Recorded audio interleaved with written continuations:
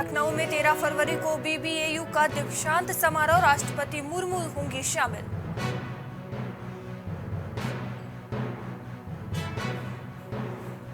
आजमगढ़ में बाटला house encounter का दोषी आतंकी आजमगढ़ में सुपुर्द खाक, तिहाड़ में उम्र कैद की सजा काट रहा था। फिरोजाबाद में एक कार्यक्रम में अखिलेश यादव, रामगोपाल यादव समेत शिवपाल यादव भी रहे शामिल। देवरिया में विवाहिता को दहेज के लिए निकाला घर से, थाने का चक्कर काटने पर मजबूर हुई विवाहिता। गाजीपुर में सुबसपा अध्यक्ष ओपी राजभर ने स्वामी प्रसाद मौर्य पर बयान दिया। मौर्य बसपा में थे तो रामायण की चौपाई दोहे गड़बड़ नहीं थे।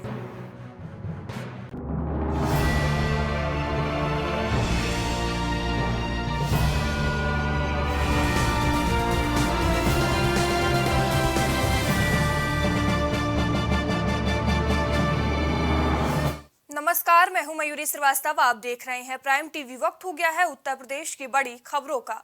गाजीपुर में सुभाषपा अध्यक्ष ओपी राजभर ने स्वामी प्रसाद मौर्य को सपा का राष्ट्रीय महासचिव बनाने पर बयान दिया है। बयान में कहा कि अखिलेश यादव दगे कारतूस इकट्ठे कर रहे हैं। इन्हीं लोगों को लेकर 2022 चुनाव लड़े थे और हार गए। ओपी राजभर ने कहा कि स्वामी प्रसाद मौर्य बसपा में थे तो रामायण की चौपाई दोहे गड़बड़ नहीं थे। उन्होंने ये भी कहा कि देश कानून और संविधान के दायरे में चलता है और संविधान सभी धर्म को सम्मान से जीने रहने की इजाजत देता है। जब कोई किसी धर्म के खिलाफ बोलेगा तो उस पर कार्रवाई होगी।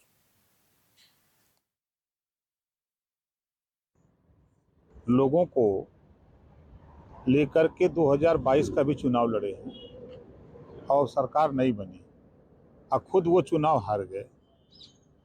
और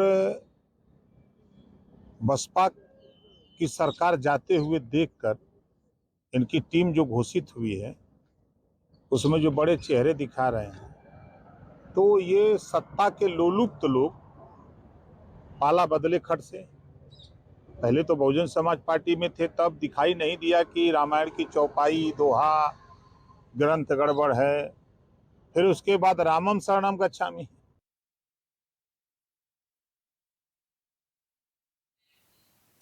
फिरोजाबाद में एक निजी कार्यक्रम में अखिलेश यादव भाग लेने पहुंचे। शादी समारोह में पार्टी के राष्ट्रीय महासचिव रामगोपाल यादव, शिवपाल यादव के बेटे आदित्य यादव भी शामिल हुए। इस दौरान अखिलेश बोले, अर्थव्यवस्था के जो हालात हैं उसे नहीं संभाला गया तो कई बैंकें डूब जाएंगी। राजनीति में रामचरितमानस के प्रदेश पर अखिलेश यादव बोले कि बीजेपी जानबूझकर महंगाई पर बात नहीं कर रही है, बेरोजगारी पर बात नहीं कर रही है। जमकर भाजपा पर तंज कसते नजर आए। एमएलसी इनके पारिवारिक कार्यक्रम में शामिल होने आया हूँ। परिवार और जिनका विवाह होने में मुबारकबाद और उनका जीवन अच्छा हो, स्वस्थ हो, यही बधाई देने में पहुँचा हूँ। और फिरोजाबाद में कई मौक़ों पर आने का मौका मिला है। ये क्षेत्र समाजवादियों का रहा है। समय समय पर यहाँ की जनता ने कुछ परिस्थितियाँ रहती हैं कई बार, लेकिन फिरोजाबाद की जनता ने हमेशा समाजवादी विचारधारा और जब कभी भी नेताजी ने आह्वान किया होगा।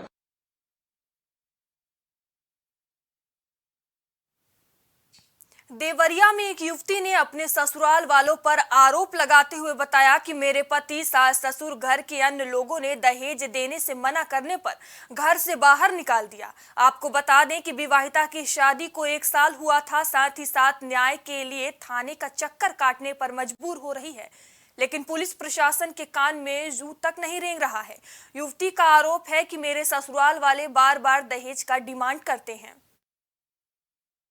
उसी रात से हमसे बोल दिया कि हमारे पिताजी ने जबरदस्ती शादी किया है, हम आपसे किसी भी जीवन में शारीरिक संबंध नहीं बना सकते। लड़की का आरोप है कि आप लोग जबरदस्ती ताला बंद करके उसको बाहर सुला रहे हैं। ये इनके पिताजी का प्रपंच है।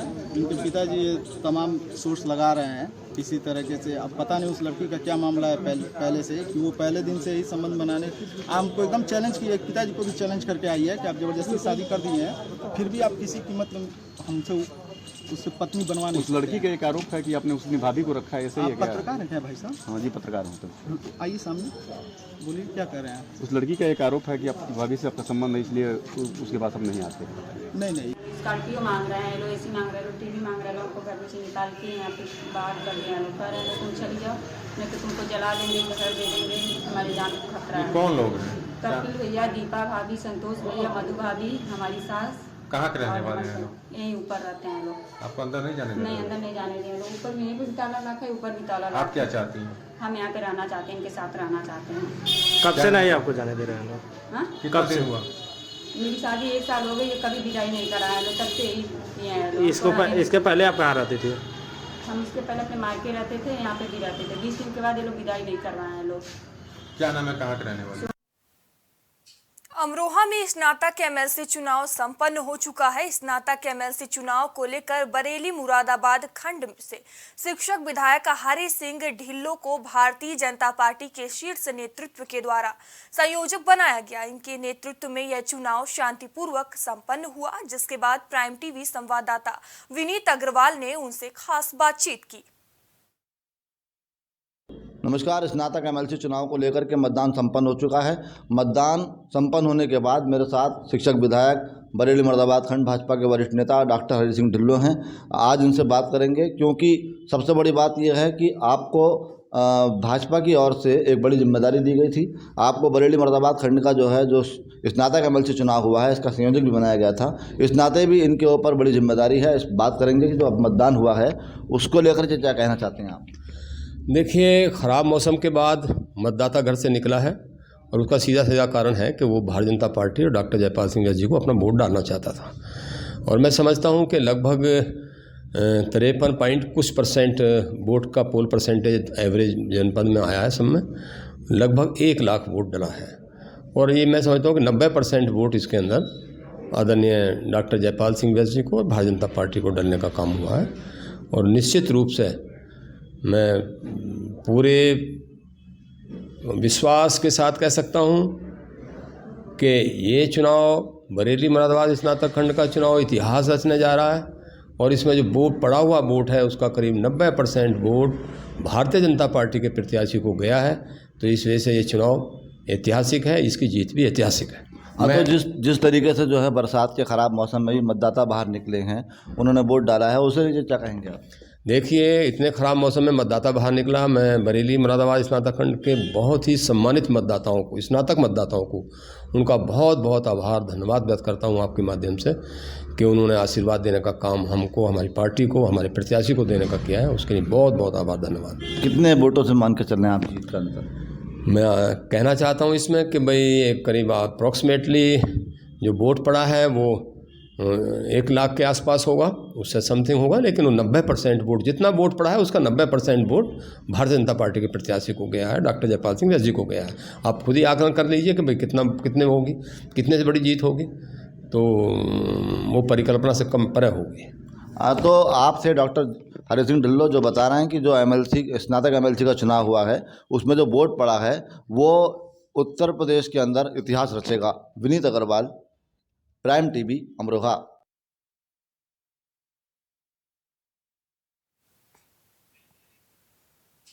औरैया में देवकली महोत्सव का आयोजन किया गया। आपको बता दें कि इस आयोजन में भारतीय जनता पार्टी के जिला अध्यक्ष, जिला अधिकारी द्वारा मुख्य अतिथि राम मिश्रा का स्वागत किया। कार्यक्रम का शुभारंभ शिव तांडव से शुरू किया गया। कार्यक्रम का दर्शकों ने लुत्फ उठाया। देशभक्ति गीतों पर भी बच्चों ने कार्यक्रम किया और लोगों को खूब सराहा। 5 तारीख को हम लोगों ने कोशिश की है, मैंने बताया यहाँ पे जब मैंने मीटिंग की थी पत्रकार बंधु ने कि यहाँ कव्वाली के लिए लोग काफी सम्मान रखते हैं दिल में, तो 5 का एक जवाबी कव्वाली का कार्यक्रम है जिसमें महिला कव्वाल और पुरुष कव्वाल एक दूसरे से प्रश्न और उत्तर करते रहते हैं। 6 को हमने राष्ट्रीय कवि सम्मेलन रखा है, लेकिन उस कवि सम्मेलन में जैसा कि राजनीति और हमारे संविधान में है कि आरक्षित है तो वहां पुरुष नहीं जा सकता महिला आरक्षण पे, लेकिन पुरुष वाले में महिला का प्रवेश वर्जित नहीं है। तो राष्ट्रीय कवि सम्मेलन में दोनों लोग रहेंगे, कवि भी रहेंगे और कवयित्री भी रहेंगे। 7 तारीख को हम समाप्त। परम श्रद्धेय आदरणीय पीसी श्रीवास्तव जी हमारे बीच में, हमारे मुख्य विकास अधिकारी हूँ और निवेदन करना चाहता हूँ मित्रों कि ये जो देवकली के नाम से जो महोत्सव जिलाधिकारी जी की अध्यक्षता में जो कार्यक्रम चल रहा, इसमें अधिकारी, राजनेता और जनता का एक अद्भुत समन्वय, एक अद्भुत जो आपस में समन्वय है कि उसके माध्यम से हम लोग निश्चित तौर पर सर्दी की वजह से पर्याप्त। उत्तर प्रदेश की खबरों में इतना ही। देश दुनिया की तमाम खबरों के लिए देखते रहिए प्राइम टीवी।